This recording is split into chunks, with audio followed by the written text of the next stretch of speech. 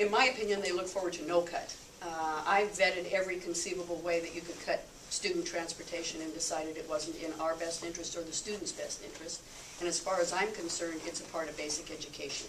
So I declined to cut anything in student transportation. I'm not proposing any cuts to transportation. I think it's the wrong thing to do, and I think it's an infringement on basic education responsibility protected by the state constitution.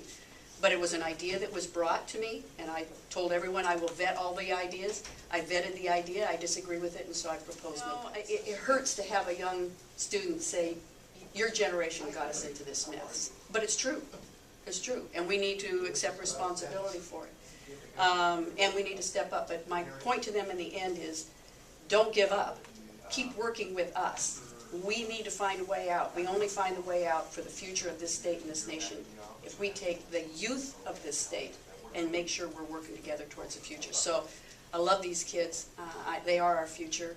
You can see they're still hopeful. They're going to get in there and they're going to work hard and they're going to be great future citizens. But it's going to be hard for them here in the beginning, looking for a job when jobs aren't out there. So my ask of them was stick to it, get as much education as you possibly can. There's our future, there's your future.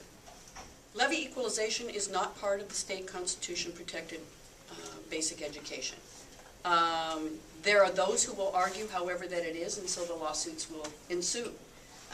But we're seeing lawsuits on virtually anything we cut.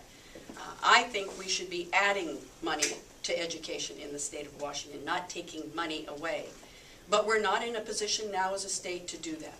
And so that's why everybody has to sacrifice. Everybody has to be part of the solution. And if not a cut to levy equalization, for example, then to what? And I am open, and I know my colleagues in the legislature are open to alternatives, but it isn't good enough to simply say, no, you can't cut the program that is most important to me. It's got to be, don't cut this program, but here's a way you can cut, or I will agree to support revenue, and that's where we need to go because we have no other alternative, and we refuse to allow these kinds of cuts to education to happen. I'm using the same due diligence that I did on the cuts on revenue. So I'm taking all the ideas that folks are giving me about anything from fees to new kinds of programs of taxation, to you name it. So I'm letting everybody give me their ideas, and I'm in the process of doing the work behind each one of those ideas. And then ultimately what I will do is tell the legislature what I think they should do, but ultimately it's up to them. I know there are those who do want revenue, and I also know the challenge in the legislature is hard to get to 50 votes in the House and 25 votes in the Senate. It was hard enough to get my one vote in my proposals. So I can only imagine the challenge that will be before each of these legislators and the body as a whole to be able to balance our budget and to come out the other end, make sure that we live with our responsibilities as a state. Public safety is a critical part. Should we be cutting public safety? No. Education is what we are founded and responsible to support. Should we cut it? No. We're supposed to be the last safety net for citizens. We are not. We are shredding it. So those are the options that we have before us, and it's going to be tough, but we're ready to stand up to it. The legislature did it last time. They did it working together. They did it bipartisan.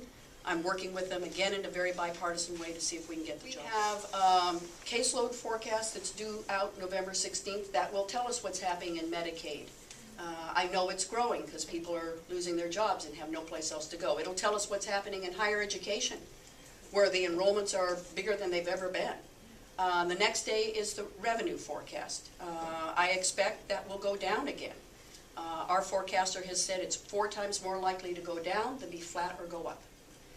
And again, we're so dependent on what Congress is going to be able to do with regard to their challenges.